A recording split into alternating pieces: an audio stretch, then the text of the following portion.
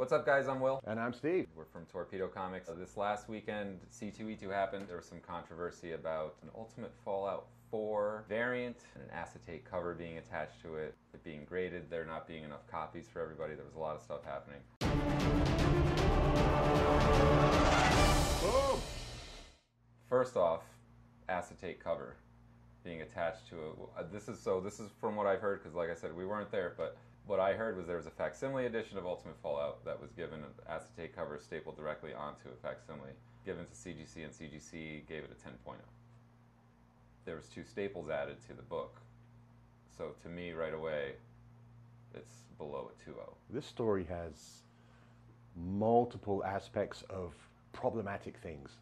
Things that, just like are absolutely insane. The fact that you can add a cover to a comic, add staples, send it in, and get a 10. Is that really true? Did it get a 10 or was it a 9.8? No, from what I understand, it was a 10. But there's, like you said, there's so many layers here.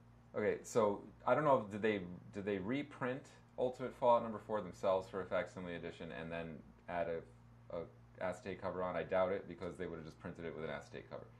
So what it sounds like is they had a pile of facsimiles that they added covers to themselves, and then sold them as new variants. So does Marvel get involved legally there? Because can they resell? I can imagine right now the lawyers are working like wildfire, and I'm sure the situation there's notices going out somewhere, because this is really ridiculous. It's feeding into all the worst aspects of modern comic flipping, purchasing, speculating, and of course me and Will have been around for a long time, so we remember the speculator era.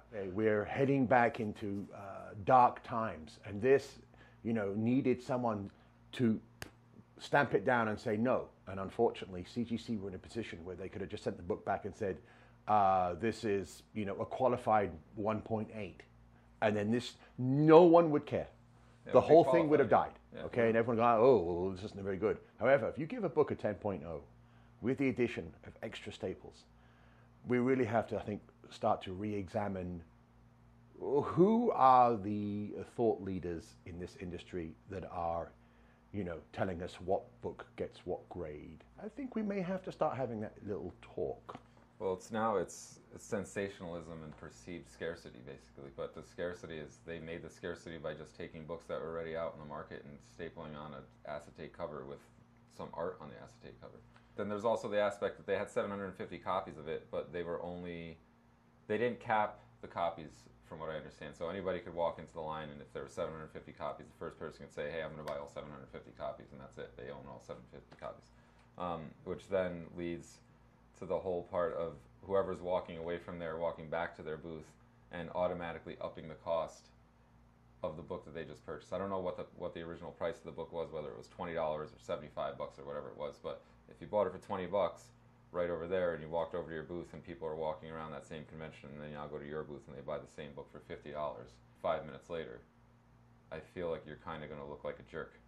It's like I can maybe understand if you're doing it for somebody, like if you're doing it on like a live feed, that you're selling it to people unable to attend the convention, and there's market prices already being set on eBay or something like that. But at the convention, those people had an opportunity to walk over as much as anybody else did. But since the publisher didn't cap the buy limit, it creates a storm that you can't really... They created the perfect storm. Yeah. They created a perfect storm where they created a false, demand, and then also the fact that dealers were allowed to go in there and buy them, which is always problematic. And then, of course, I think, like at San Diego, dealers can't go and buy exclusives and stuff like that. This had an exception.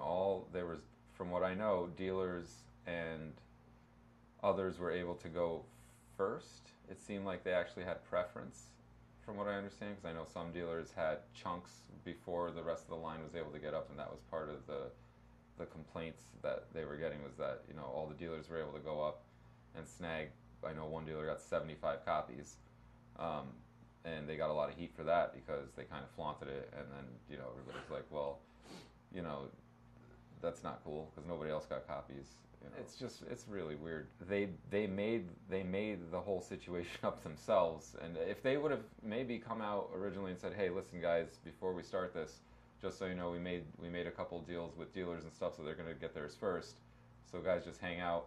You know, maybe capped it at 10 or something. But I understand also the other side where the guy wants to sell out of all his books. It's not his job to hold on to books. He wants to sell them out. He published them so that he can sell them. Although we don't know that he published these books. Maybe he just put on an acetate cover. They just put on acetate Well, cover. there's basically two things that I think need to happen to either bring control to the situation or bring an end to it. You know, one is the CGC have to understand that if you add staples to something, you can't get a 10.0. It should have been stated that way. And two, the Marvel lawyers, I'm sure that are sending out notices right now. You know, if they didn't know that this company was just going to be rebranding and selling their product, there's going to be hell to pay. If we find out that Marvel was like, hey, yeah, this is, they asked for permission and they paid a fee or whatever it was, then it just goes, a little bit further. But then in the end, it's in the hands of the fans themselves. What's going to happen with these books? Okay, after a while, as the book, the book becomes a $10,000 book, then everyone's going to start doing this. Okay, and then it's going to be, a brand new Wild West. However, if, regular thought prevails and this book goes down, and everyone goes, oh, did you get that book? I did, but I tried to sell it and I got $9 on eBay. Then this whole problem goes away. It's almost like that invisible book that they CGC'd. Anyway, that's a whole nother story. We're not going to get into it. They're missing, what is it now? Fear of missing out. That's what everybody's calling FOMO. So you got to have that acetate cover of Ultimate Fallout 4. It's just something you got to have. So I don't know. It's ridiculous. It's just a bunch of drama. It'll probably pass over. But also I heard that the publisher has intentions to release at least another 2 or 3 books like this. So we'll see what happens. We'll see what happens. It's up to the fan base, the collector base, the speculator base. All right, guys. So let us know what you think. If you have thoughts of your own, comments, questions, concerns, let us know below. Follow us.